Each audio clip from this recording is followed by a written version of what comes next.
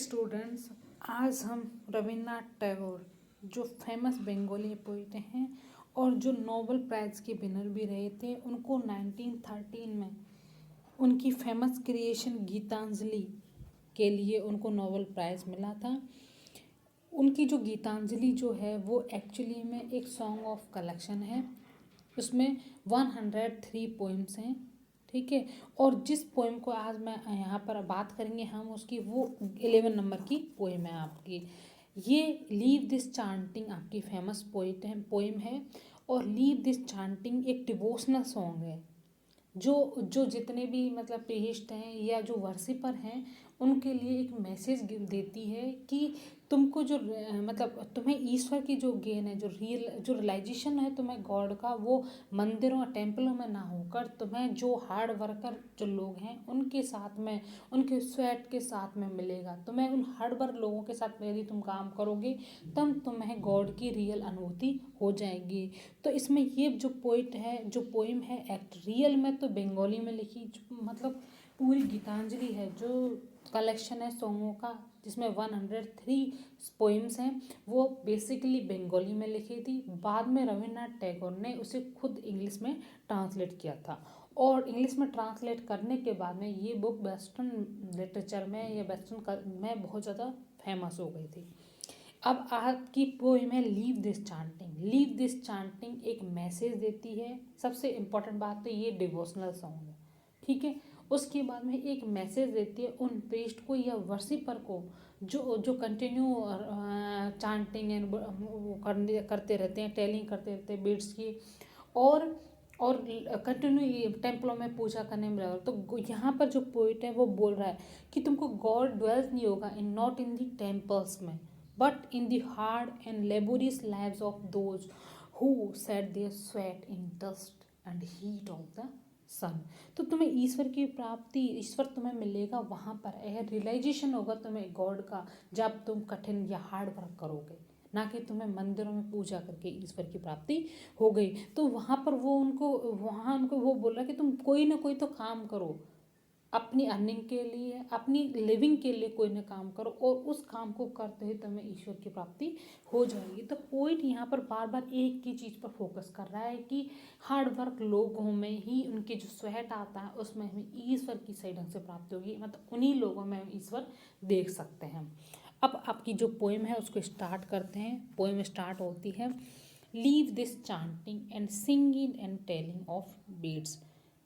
Leave this chanting, leave मतलब छोड़ दो, दिस चांटिंग, चांटिंग मतलब मुंह से आप जो कुछ भी प्रोनाउंसिएशन करते हो तो उसको अपने लिप्स को ऊपर नीचे करना चांटिंग है। एंड सिंगिंग गाना गा, एंड टेलिंग कोई बात को कहता, और बीट्स, बीट्स वो होते हैं अपने अपने मतलब हिंदू कल्चर में वो तुलसी की माला होती है जिसमें 101 या फिर उसके अलावा मतलब 108 के अलावा ये मुनके से होते हैं जिनको लोग राम राम कह के, बड़े लोग या जो भी लोग होते हैं पूजा करते टाइम उनको बार बार राउंड अप करते करते उसको ये माला फेरते रहते हैं, ठीक है। तो यहाँ उन्हीं की बात हो रही, उन्हीं बीड्स, उन्हीं मनकों के बारे में यहाँ पर बात हो रही कि उनको तुम छोड़ दो, उनसे बुदबुदाना, उनको गाना और उनसे बात कहना तुम छोड़ दो।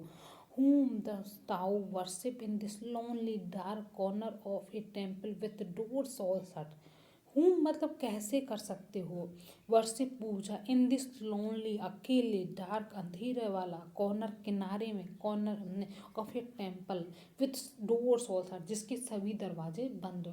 तुम कैसे कर सकते हो, तुम मतलब कैसे और किसके लिए कर रहे हो, हूँ मतलब तुम किसके लिए कर रहे हो, जो एक टेम्पल है जो उसके सारे दरवाजे बंद हैं और उसके अंदर तुम एक कॉर्नर में बैठ के उस किसके लिए पूजा कर रहे हो। Open thine eyes and see thy God is not before thee. Open thine eyes, पहले एक्चुअली में यू है, उसकी 3 फॉर्म होती है, यू, योर, यू। तो यहाँ पर ये थाई और थाइन और थी, ये उसी वर्ड को रिप्रेजेंट, यू को रिप्रेजेंट कर रहे हैं। ये हमारे एंशियंट जो मतलब इंग्लिश है उससे वो वर्ड लिए गए हैं। तो ओपन थाइन आइज, तुम्हारी आंखों को खोलो, एंड सी और देखो, thy God is not before thee, कि तुम्हारा ईश्वर तो तुम्हारे सामने है ही नहीं, तो तुम किस चीज़ की पूजा कर रहे हो, कौन है जिसकी तुम पूजा कर रहे हो, ठीक है। तो ये दोनों लाइनें तुम्हें समझ में आ गई। आफ्टर दैट हम थर्ड लाइन पे चलते हैं। ही इज़ देयर, यह तो वहाँ है where the tiller is tilling the hard ground and where the path maker is breaking stones. He is there. He, अब यहाँ पर जो वर्ड है ही वर्ड, वो गॉड को रिप्रेजेंट कर रहा है। ठीक है, किसको कर रहा है? गॉड को रिप्रेजेंट कर रहा है ही। और ये थाइन का मतलब तुम्हारी, योर, और थाई मतलब तुम्हारा गॉड, एंड थी मतलब यू, तुम्हारे सामने। ठीक है, तो थी यू को रिप्रेजेंट कर रहा है, थाइन योर को रिप्रेजेंट करता है, और थाई भी यहाँ पर योर को रिप्रेजेंट कर रहा है। ठीक है, तो he is there where the tiller is tilling the hard ground. Tiller का मतलब है जो जो लोग ज़मीन को खुदाई करते हैं ना, ऐसे जो ज़मीन को खोद को उनको टिलने करता है। टिलिंग का मतलब ज़मीन को खोदा, जो हार्ड जो ज़मीन है, जो हार्ड ज़मीन है उसको खोद रहे हैं। एंड वेयर, और जहाँ पर जब पथ मेकर इज ब्रेकिंग स्टोन, और जो रास्ता बनाने वाला है वो स्टोनों को तोड़ तोड़ कर रास्ता बना रहे हैं। तो ईश्वर तुम्हें वहीं मिलेगा जहाँ पर ये लोग काम कर रहे हैं। तो इस तरह से ये तुम्हारे 4 स्टेंजा यहाँ पर, मतलब 4 लाइन्स का स्टेंजा है वो कंप्लीट होती हैं। ये जो पोइम है आपकी मतलब इसमें कोई राइमिंग पैटर्न नहीं यूज किया, फ्री वर्स में है। और फ्री वर्स में होने के बावजूद भी ये पोइम अपने मेन आइडिया से हमने अपने आप को अफेक्ट नहीं करती। मतलब कि इसका ओरिजिनल ये बंगाली में थी, लेकिन इसका इंग्लिश ट्रांसलेशन भी इसके जो मेन आइडिया है पोइम का उससे हमें बांधे रखता है। तो यहाँ तक आपको कोई दिक्कत?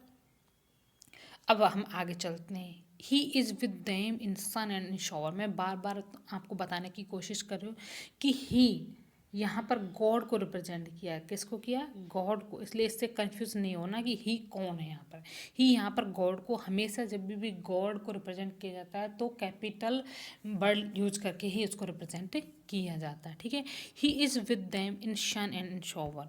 वह तो उन लोगों के साथ में जो धूप में भी काम कर रहे हैं, एंड शॉवर जो बारिश में भी काम कर रहे हैं, and his garment is covered with dust. और उन लोगों के साथ में है जिनकी गारमेंट, जिनकी पोशाक कवर ढकी हुई है विद डस्ट, धूल के साथ में।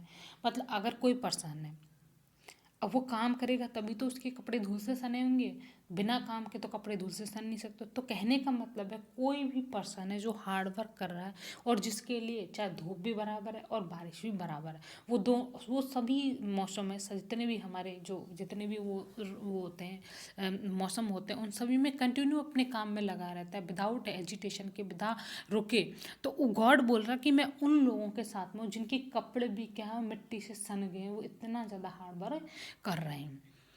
अब यहाँ पर जो पोइट है, पहले तो हमें उस जो प्रेस्ट हैं, जो वर्शिपर हैं, उनको बता रहा है, उनको सच्चाई बता रहा है कि तुम क्यों कर रहे हो ऐसा। अब वो बोल रहा है और उनको फोर्सफुली बोल रहा है, put of thigh Holi mental and even like him come down on the dusty soil.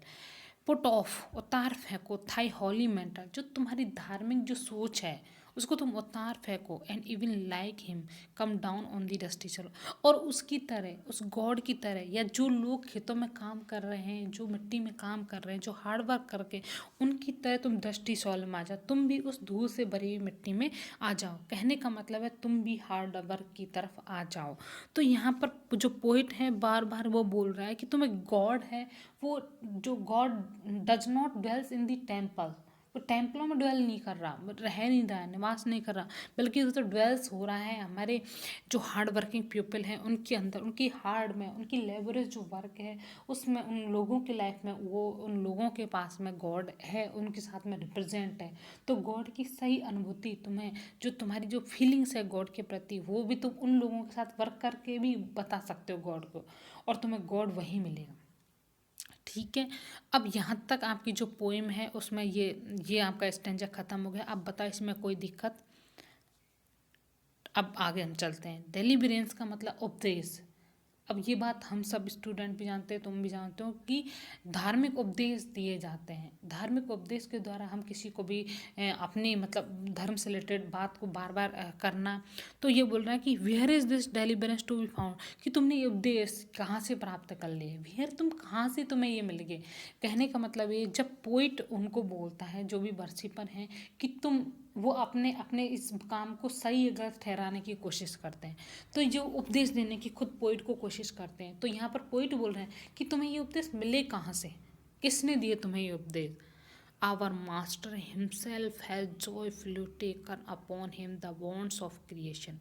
जो हमारा मास्टर है, जिसने हमको बनाया है, वो तो खुद भी खुशी खुशी उन लोगों के साथ में ही रहता है जो लोग हार्ड वर्क करते हैं, जो कठिन काम करते हैं। द वॉन्ट्स ऑफ क्रिएशन, वही उसकी जो क्रिएशन है, जो उसकी जो गॉड ने तो हमें बनाया, हम ये बात मानते हैं, तो जो उसकी मेन क्रिएशन वह उन्हीं में देखने की कोशिश करता है जो लोग हार्ड वर्क करते हैं।